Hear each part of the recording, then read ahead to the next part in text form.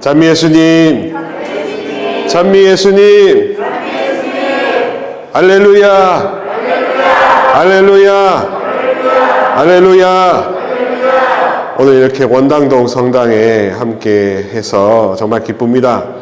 여러분들과 함께 말씀을 나눌 작은 형제회 프란치스코회 소속 박희전 루케시오 신부입니다. 오늘 시작하면서 우리 성모님께 기도 바치도록 하겠습니다. 성부와 성자와 성령의 이름으로 은총이 가득하신 마리아님 기뻐하소서. 주님께서 함께 계시니 여인 중에 복되시며 태중의 아들 예수님 또한 복되시나이다.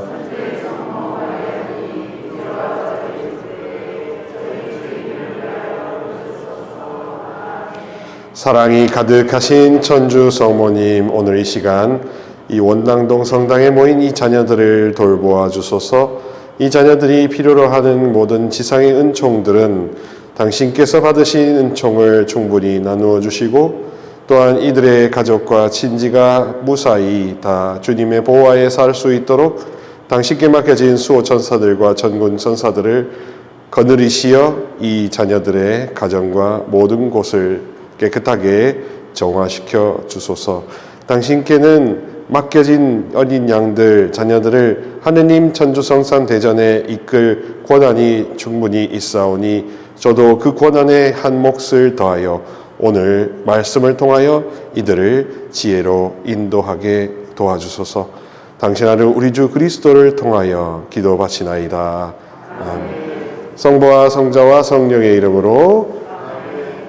여러분들과 오늘 나눌 주제는 진짜 하느님 뜻은 무엇인가? 진짜 하느님 뜻은 무엇인가?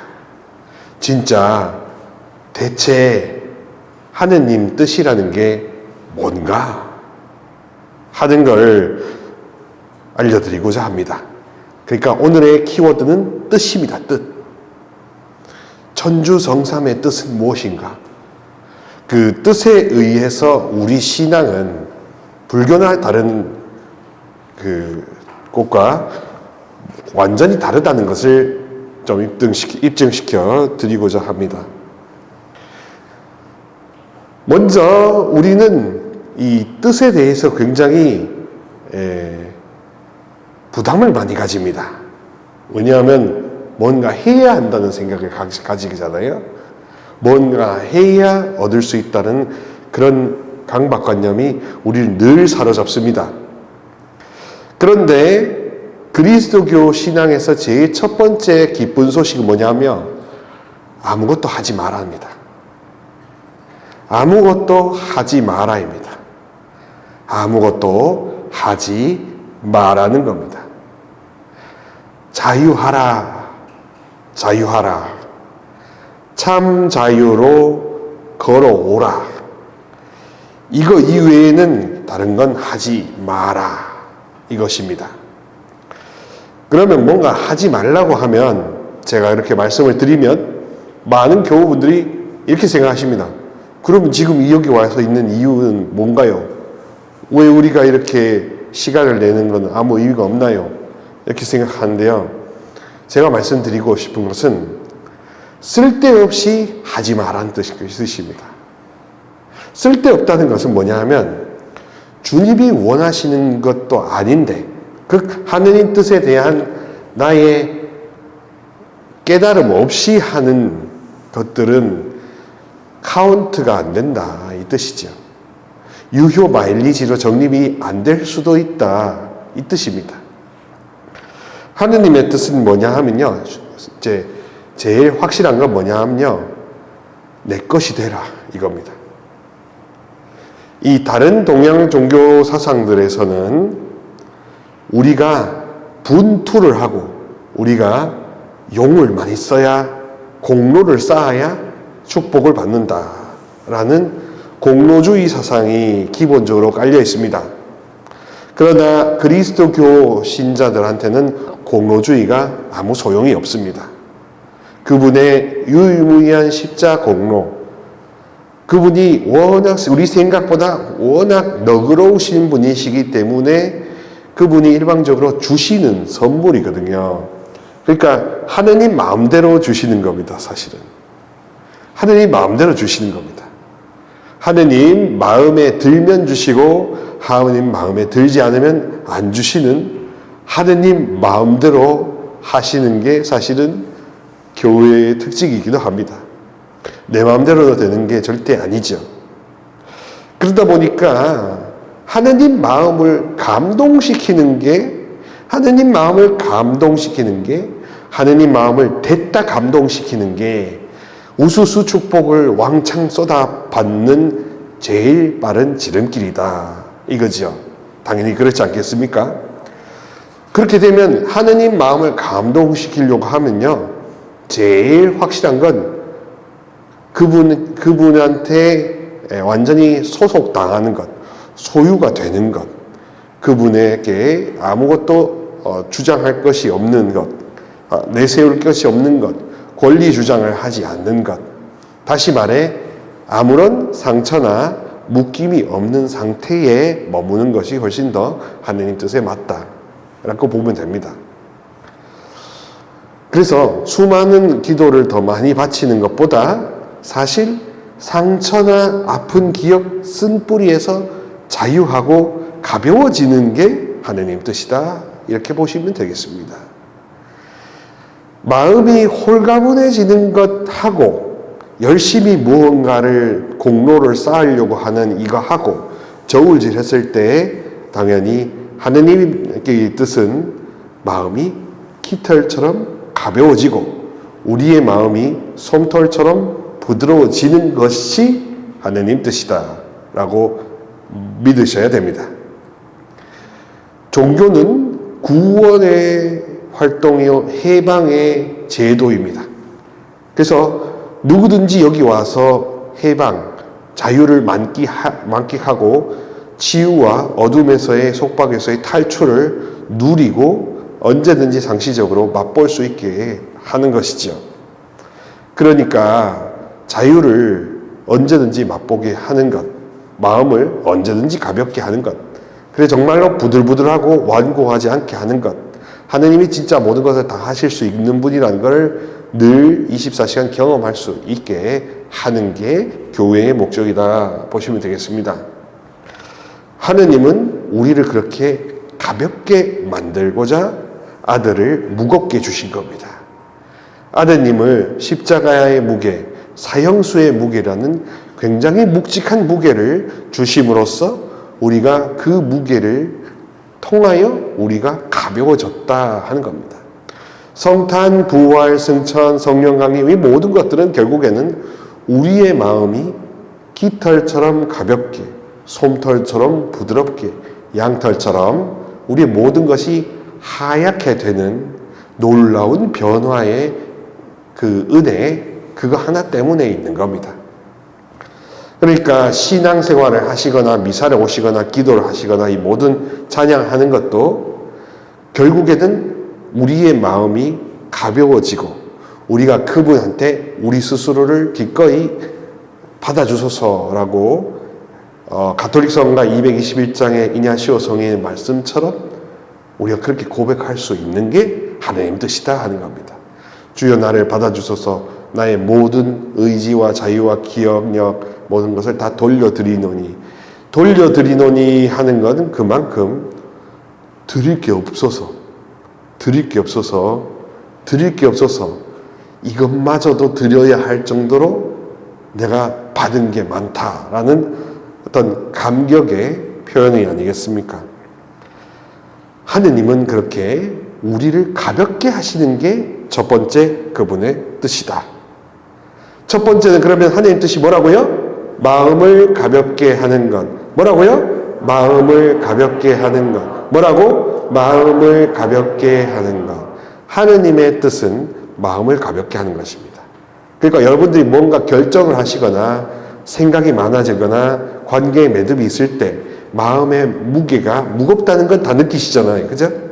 마음이 무겁다는 걸 설명해야 될 정도로 안 겪어보신 분 없죠? 그죠?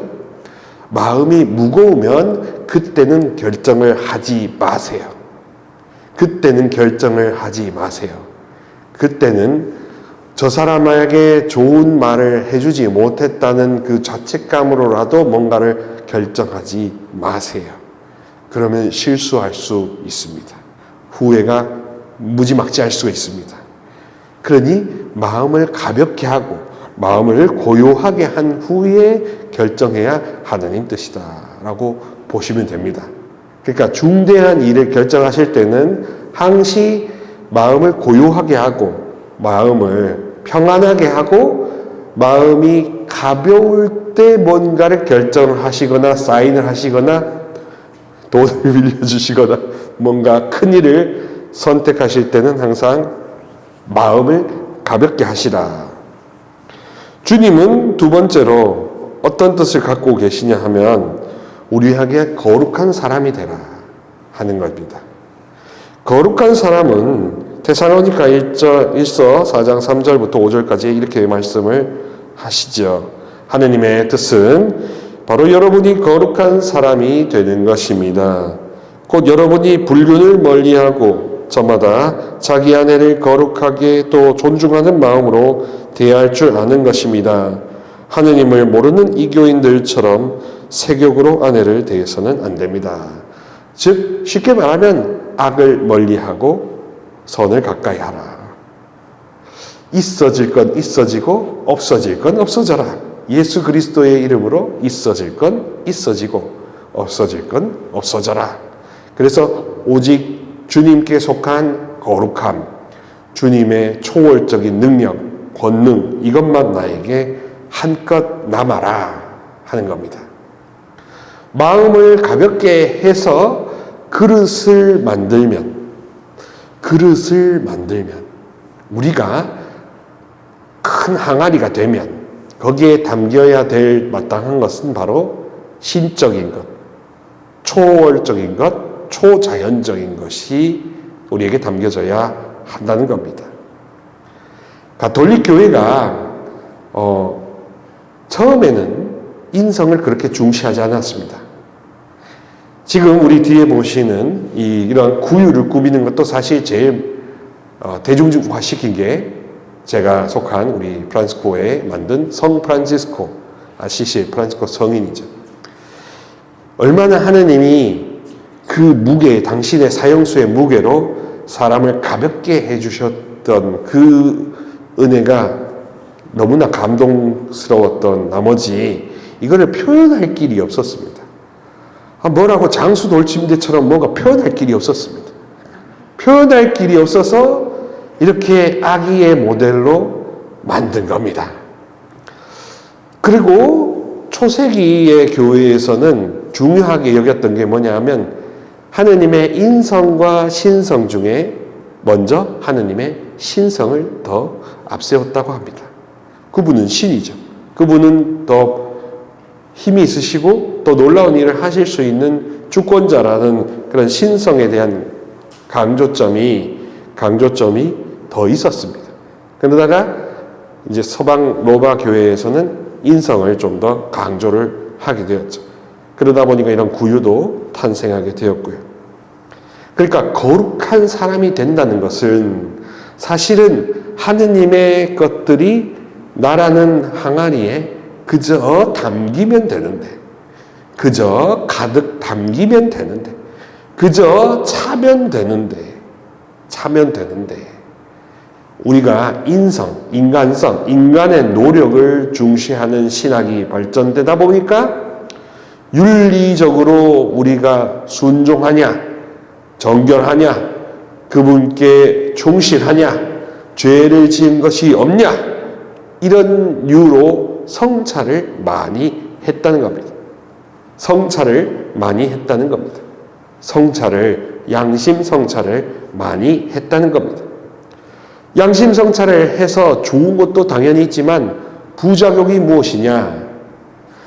가득 차는 것을 잊어버렸습니다. 내가 그릇이 되는 것을 잊어버렸습니다.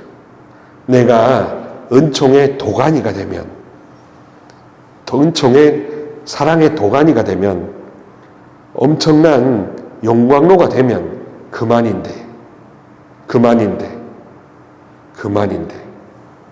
용광로가 된 것보다 훨씬 더 내가 못나고 내가 성찰을 제대로 안 했고 내가 깨끗한가 안 한가라는 것에 대해서 더 많이 집중을 하게 되었다는 겁니다. 누가 깨끗합니까? 누가 정결합니까? 누가 완벽합니까? 누구든지 완벽한 사람은 눈 씻고 찾아볼 수도 없습니다. 교황님조차도 완벽하지 않으세요. 그러니 거룩한 사람이 된다는 것은 깨끗한 사람이 되는 게 아닙니다. 거룩한 사람이 되는 것은 거리를 두는 사람이 되는 겁니다. 악한 것, 나쁜 것과 거리를 두셔야 된다는 겁니다. 많은 한국적인 관념 안에서는 저 악한 사람도 내가 품어줘야 된다. 품어줘야 된다. 어거지로 품어줘야 내가 성인, 성녀, 그리스도교 믿는 신자지라고 하는데요. 저는 거기에 반론을 펼치고 싶습니다. 거리를 두세요. 거리를 두세요. 거리를 두세요. 똥물이 튀길 것 같은 거리를 두시라 이겁니다. 그리고 마지막에 그 사람이 정말로 개관처선할 기회까지도 배제하지는 않겠지만 거리를 두셔야 되는 겁니다. 거룩한 사람은 악과 거리를 둘 줄도 아는 사람입니다. 거룩한 사람은 어두움과 악과 세상 권세와 거리를 어느 정도 건강하게 둘 줄 아는 사람입니다. 사람의 욕구는 친밀감의 욕구와 거리감의 욕구가 있는데요. 한국은 관계 중심적인 문화다 보니까 친밀감의 욕구를 거부하면 나쁜 놈이 됩니다. 세상 나쁜 놈이 됩니다. 근데 세상 나쁜 놈이 아니거든요. 거리감의 욕구도 심지어 자녀들하고도 이렇게 둬야 하는 것이 건강한 겁니다. 어린 자녀들, 5세, 6세, 7세 아이들도 거리감을 원합니다. 엄마 좀, 엄마 나를 좀, 이런 식으로. 인생은 다 그런 거지, 뭐, 이런 식으로 거리를 두기를 원합니다. 근데 그게 나쁜 거냐? 아닙니다. 건강한 겁니다. 원래 그런 겁니다. 건강한 사람은 거리감의 욕구와 친밀감의 욕구가 거의 시소놀이를 하는 게 맞거든요. 어느 한쪽이 크면 비정상이 되는 겁니다. 그러니 우리 교회 안에서, 가정 안에서, 직장과 여러 공동체 안에서 여러분들이 경험하시는 온갖 인간 군상들 안에서 거리감을 두는 것은 필요한 겁니다. 나쁜 게 아닌 겁니다. 필요한 겁니다. 반드시 필요한 겁니다. 근데 그쪽으로만 기울는 것을 이제 경계하라는 거죠. 너무 그 사람을 따시키거나 멀리 하는 데에만 치중한 나머지 그 사람에게 다른 면모가 있는 것을 외면하지 말라. 이런 뜻이 되는 겁니다. 그래서 첫 번째로 제가 말씀드리는 하느님의 뜻은 마음을 가볍게 하는 것. 두 번째로 하느님의 뜻은 거룩한 사람이 되는 것, 곧 그릇이 되는 것, 그리고 악한 것과 거리 둘 줄 아는 사람이 되는 게 하느님 뜻이다 라고 하는 겁니다. 세 번째로는 기뻐하는 것. 세 번째는 기뻐하는 것이 하느님의 뜻이다. 자, 기쁨이라는 그 단어가 좀 애매합니다만 기쁨이라는 단어는 사실 더 상위 컨텐츠예요. 상황이 어떻게 돌아가건 간에 그것에 내가 개의치 않으면 내가 기쁜 겁니다. 개의치 않으면 기쁜 겁니다. 상관치 않으면 그때사 기쁘다고 할 수 있습니다. 왜냐하면 인생은 누군가는 저공비행을 하고 있고 누군가는 고공비행을 하고 있는 겁니다. 고공비행을 하면 그 고도 밑에 있는 삼라만상의 사바세계의 온갖 진탕, 분탕질은 아무 상관이 없죠. 나는 그저 관조적으로 이렇게 가야 할 길을 갈 뿐입니다. 주님께 가야 할 길을 갈 뿐입니다. 그러니 고공비행을 하는 사람, 하느님의 뜻을 실천하고 따라가는 사람은 고공비행을 하는 사람입니다. 고공비행을 하기 때문에 이제 기뻐할 수 있는 겁니다. 상관치 않는 겁니다. 문제를 문제 삼지 않는 자유에 해당되는 사람입니다. 곧 여러분들의 상처나 기억과 어두움, 통칭해서 히브리서 표현대로 말하면 쓴뿌리가 뽑힌 사람이 기쁜 사람이다 이겁니다. 그릇이 되려면 쓴뿌리가 뽑혀야 되거든요. 그리고 쓴뿌리가 뽑히게 해달라고 기도해야 되거든요. 쓴뿌리가 뽑히게 해달라고 기도하기 딱 좋은 것이 어디다? 성령 기도회다. 쓴뿌리가 뽑히게 해달라고 기도하기 딱 좋은 것이 어디다? 성령 기도회다. 딱 좋은 것이 어디다? 성령 기도회다. 여기는 쓴뿌리 제거 수술 전문 병원이 올시다. 쓴뿌리 제거 전문, 무록 제거 전문처럼 인생의 혹을 제거하기에 딱 좋은 전문 병원이 올시다. 여기는 성령 기도회는 그런 식으로 행복 마음 병원이 돼야 이제 우리의 생존을 보장할 수가 있을 것 같습니다. 그러니까 기뻐한다는 것은 한국적으로 표현하면 한을 제거하는 거예요. 한을 제거하는 거예요. 무한 민족이 되는 겁니다. 무한한 가능성을 희망할 줄 알아야 기쁠 거 아니겠습니까? 당연히. 내가 여기서 잣됐다, 아몬드 됐다, 잣됐다, 그냥 절단 났다 이렇게 해버리면 기쁠 수가 없죠. 그러나 기쁠 수 있다는 것은 반대로 말하면 희망이 아직 불길이 살아있다. 내가 도망갈 군형이 있다.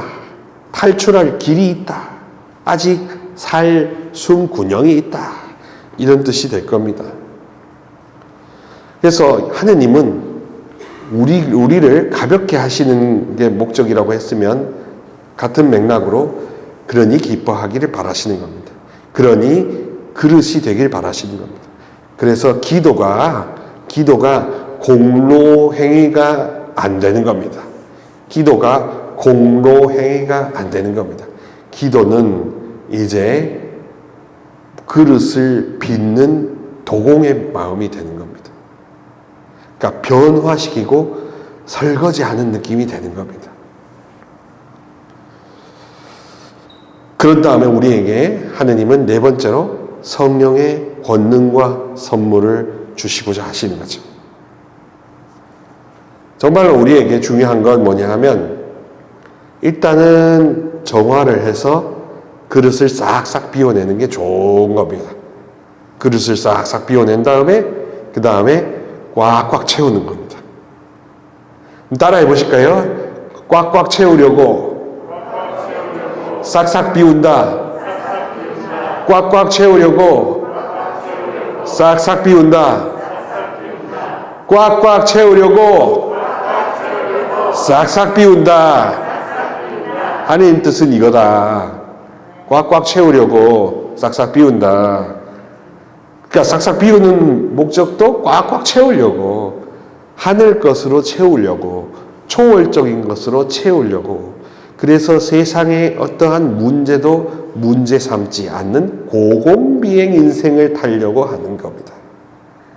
마일리지로 퍼스트 클래스로 고공비행을 하려고 왔다. 무록 전문 제거병원, 쓴뿌리 제거 전문 전담병원 성령기도회에 오신 겁니다. 회개는 그렇기 때문에 이제 못난 것을 잘라내고 끊어내는 차원이 아니라 성형수술이 된다고 보면 되겠습니다.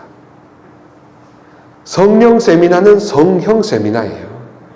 성형 세미나. 그리고 정형 세미나. 정형. 망가지고 바수어진 것들을 다시 붙이고 연결하고 재건쇄신하는 정형 세미나, 성형 세미나, 그 바로 성령 세미나 아니겠습니까? 성령 쇄신은 그런 식으로 우리가 얼마든지 약하고 넘어질 수 있는 사람, 우리에게는 원래부터가 영원한 답이 없다는 것을 인정하는 사람, 공로주의에서 자유로워서 이제 담대한 그릇이 되려고 하는 그런 도야에 훨씬 더 행복주의로 훨씬 더 나아가는 사람들이라는 겁니다. 이렇게 하느님 뜻을 처음에 서두로 요약해드리면 다음처럼 이렇게 되는 겁니다. 마음을 가볍게 하라. 마음을 가볍게 하라. 그 다음에 그러려면은 거룩해져라. 거룩해져라. 세 번째로는 그러려면 기뻐하라. 기뻐하라. 그리고 이제 가득 채워라. 가득 채워라. 선물로 하늘 걸로 가득 채워라. 그래서 회복은 이제 절단내는 게 아니라 끊어내는 게 아니라 충만해지는 거다. 원래 우리가 가야 될 길을 다시 가는 거다라고 이야기하면 됩니다. 하느님 뜻은 그렇게 신성, 초월적인 것을 더 앞세우기를 바라신다는 겁니다. 여러 가지 지식과 강의와 뭐 이런 논리와 누구 말은 맞고 누구 말은 맞고 이러다 보니까요, 가톨릭 교회 안에서도 수많은 신학 영성 갈래들이 많은데 저는 딱 정리해드리고 싶습니다. 결국에는 신성을 보라는 겁니다. 신성을 담으라는 겁니다. 거룩한 신성을 담아서 사람들 안에 가장 깊숙하게 있는 작은 예수, 신이 되고 싶은 그 씨앗을 움터라 하는 겁니다. 놀라지 마세요. 신화, 데이피케이션이라는 교부들의 사상이 있습니다. 그리스 교부들의. 뭐냐 하면 내가 제2의 신이 된다. 내가 작은 제2의 신이 된다. 제2의 마리아가 되고 제2의 예수가 된다. 단순히 성인 성녀를 본받는 차원을 넘어서서 내가 another Christ, another Mary, 또 다른 마리아, 또 다른 그리스도가 된다. 이거를 주장했었습니다. 그러면은 그거는 죄와 상관이 없는 거죠. 내가 모자라고 못났다는 생각하고 전혀 상관이 없는 거죠. 내가 죄를 많이 짓고 허물을 많이 졌고 실천을 많이 못했다는 그런 강박관념과 아무 상관이 없습니다. 왜? 그분의 신성이 임하면 나를 자동적으로 변화시키고 개조시키시니까. 그러니까 철저히 하느님 중심적 하느님의 권능에 더 우월함을 보았다는 겁니다. 그러니까 하느님이 워낙 좋아하시는 건 뭐냐면 우리가 또 다른 예수, 또 다른 마리아가 되는 것 자체를 원하신다는 겁니다. 이런 신화 사상을 가톨릭 교회에서 어느 순간 많이 이야기를 잘 안 했어요. 성화라는 거룩해진 보편 성화라는 이름으로 이야기했지만 성화는 사실 봉사 많이 하고 희생 많이 하고 고신극기 하는 걸로 우리는 많이 알아들었다 이겁니다. 그러나 원래 그리스도교의 그 본류로 말씀드리면 고신극기 하는 게 성화가 아니다 이겁니다. 성화는 내가 작은 예수 또 다른 마리아가 되는 것에 변화되는 것, 그렇게 모방해서 완전히 탈바꿈하는 것에 더 방점을 두었다는 겁니다. 성령 기도의 목적도 또 다른 마리아, 또 다른 예수로 변화되는 것에 목적을 둔다는 겁니다. 자, 요 지점을 응용해서 장사한 것이 요즘의 신천지래요. 신천지에 오는 그 수료생들한테는 당신도 또 다른 신이 될 수 있다라는 그런 인간의 깊은 갈망을 건드린다는 겁니다. 성경 공부를 시키고요. 뭔가 이렇게 사랑에 굶주린 것, 그리고 뭔가 본능대로 살지 않고 그 이상의 것을 추구하려는 이 탁월한 행동들, 이런 거를 건드리는 거거든요. 철학자들이 말하는 행복이라는 것을 정의를 하면요, 본능 이상의 탁월한 것을 추구하려는 행동이 행복이랍니다. 우리가 배가 고파요. 근데 배가 고픈데 도둑질을 하지 않아요. 배가 고픈데 누군가 돈을 훔치지 않아요. 이건 우리에게 의지가 있고 우리가 행복이 무엇인지, 더 탁월한 것이 무엇인지 따질 수 있는 영적 존재라는 것을 이야기해 주는 겁니다. 작은 마리아, 작은 예수가 되는 것도 같은 맥락으로 보시면 됩니다. 우리가 이렇게 성당에 오시는 이유는 또 다른 마리아, 또 다른 예수가 되는 목적이 있습니다.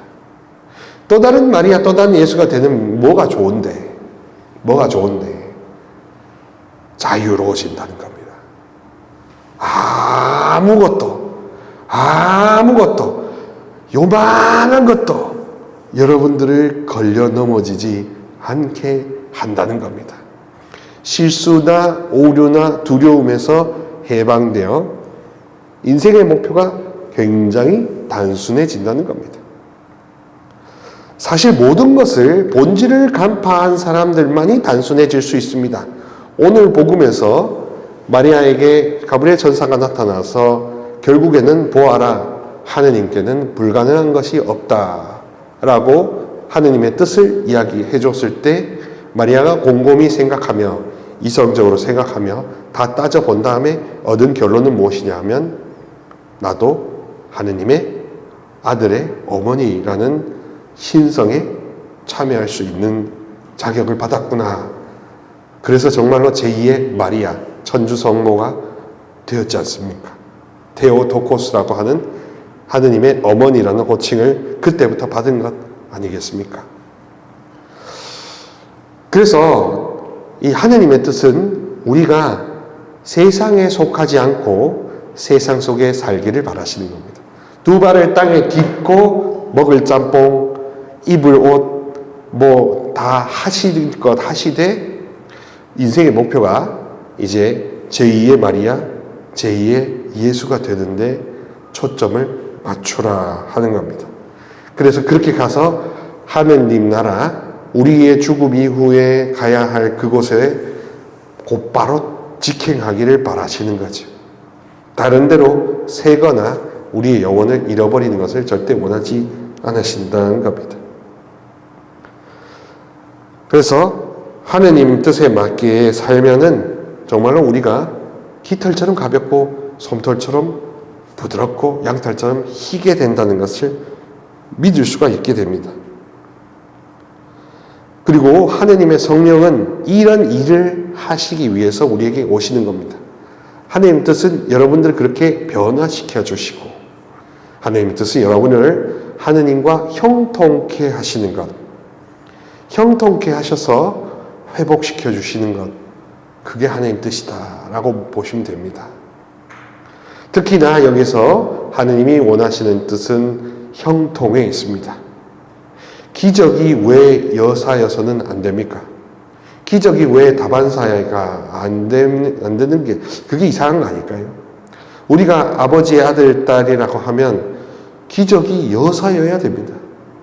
이게 여러분들이 작은 기적, 예를 들면 몸이 아픈데 하려고 하는데 갑자기 싹 나았다든지 말이 될지 안 될지 모르지만 하여튼 누군가를 위해서 기도하는데 그 사람이 갑자기 치유가 됐다든지, 또 뭔가 급전이 필요한데 갑자기 누군가가 다가가지고 봉투를 이렇게 내밀면서 아무것도 원하지 않는다든지, 이런 이 피부에 와닿는 그런 기적 같은 돌봄, 영적 육적 돌봄이 왜 여사가 되면 안 되나요?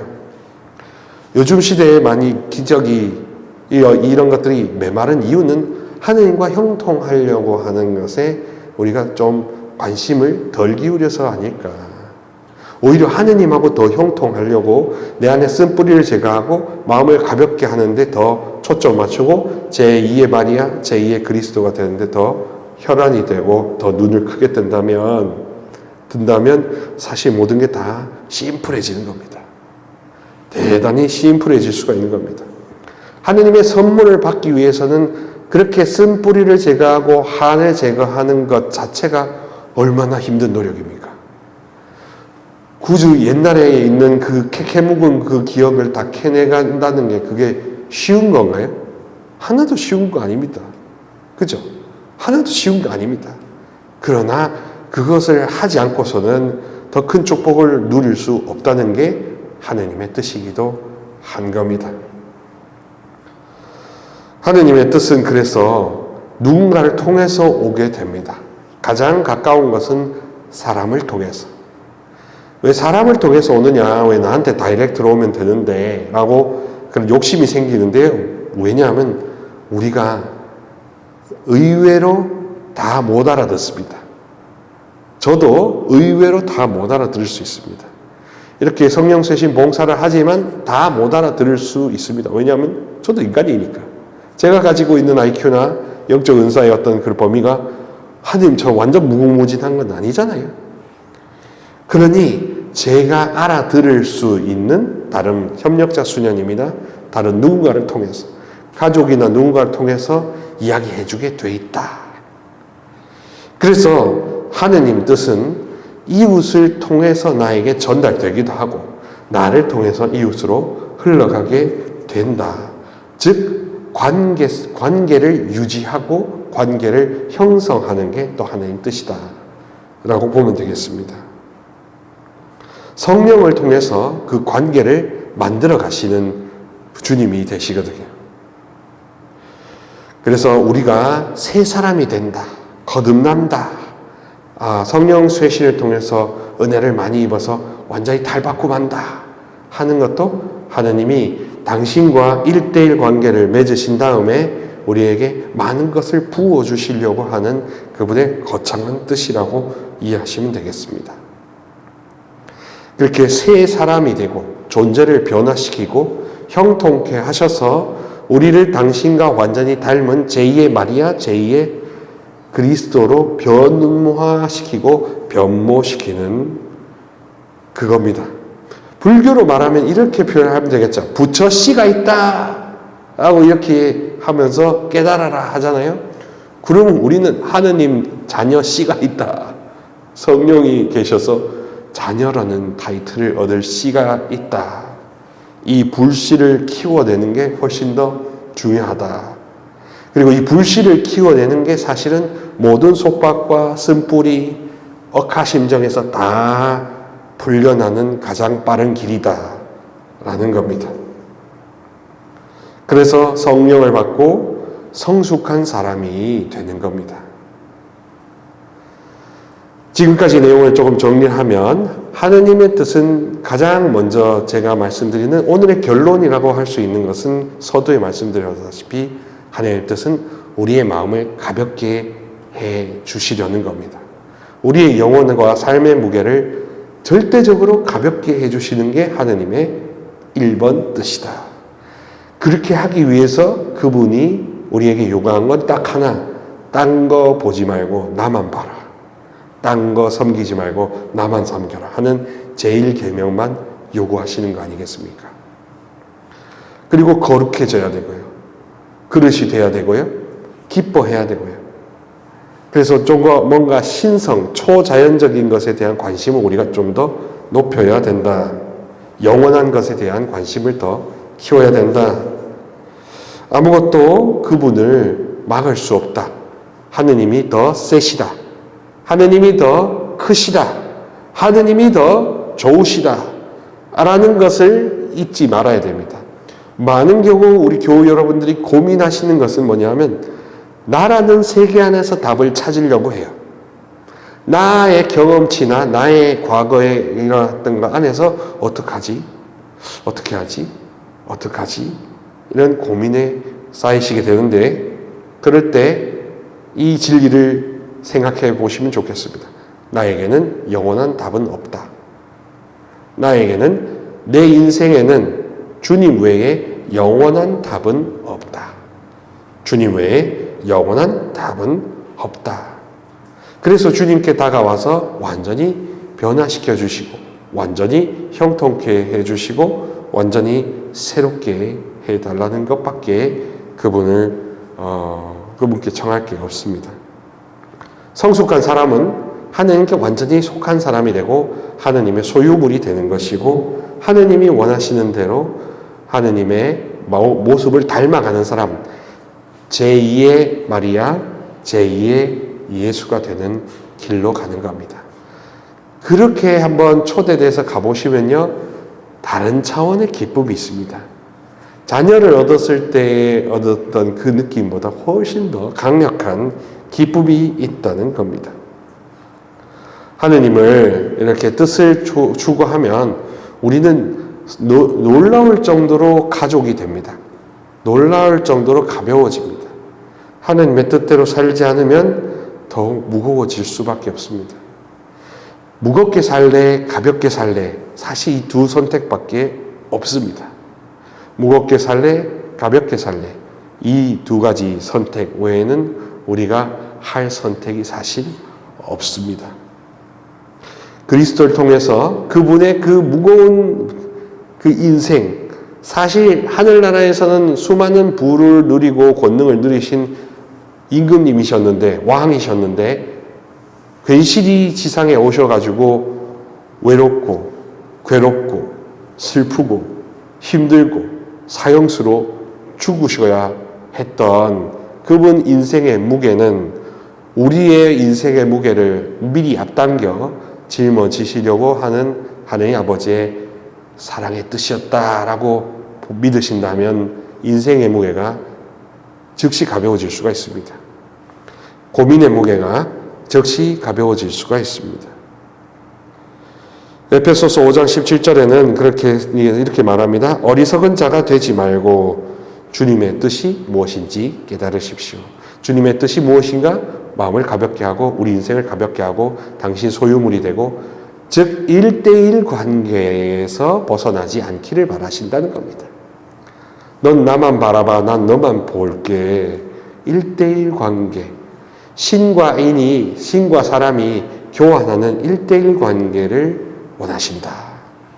예수님과 우리는 1대1 관계가 돼서 당신을 그대로 복제시켜 주고 싶어 하신다. 성모님은 여러분들을 그대로 복제시켜 주고 싶어 하신다라는 겁니다. 그러면은 하느님의 뜻을 아는 사람은 판단력을 잃어버리지 않게 됩니다. 요한 7장 17절 요한복음에 보면 누구나 하느님의 뜻을 실천하려고만 하면 이 가르침이 하느님에게서 오는 것인지 내가 스스로 말하는 건지 알게 될 것이다 라고 되어 있습니다. 거듭 말씀드리지만 하느님의 뜻에 속하는 생각, 말씨, 감정, 의지, 욕망, 이 모든 것들은 가벼운 것을 원합니다. 가볍게 임합니다. 여러분들을 가볍게 해줍니다. 포근하게 해줍니다. 그야말로 평안하게 해주는 그런 느낌이 함께 자리합니다.